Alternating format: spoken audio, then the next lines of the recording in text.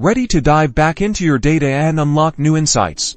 This quick guide will show you exactly how to open your existing Tableau workbooks, whether they're saved locally on your computer or stored on Tableau Server or online. Let's start with the easiest way from the Tableau Start screen. After launching Tableau, you'll see a list of recently opened workbooks right here, making it super convenient to pick up where you left off. But if you're looking for a specific workbook, click on Open a Workbook located on the left side of your screen.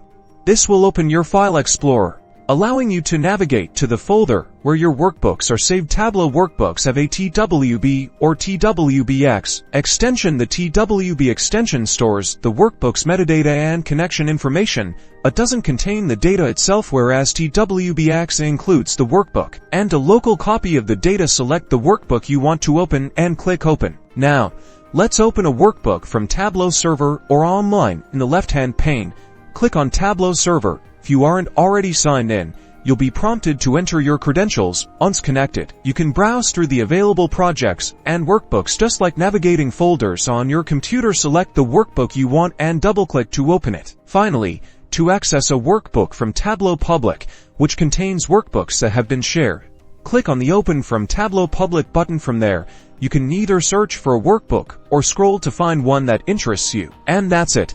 You've successfully opened a Tableau workbook. Now you can continue analyzing your data, creating compelling visualizations, and sharing your insights with the world. Check out our other videos for more Tableau tips and tricks.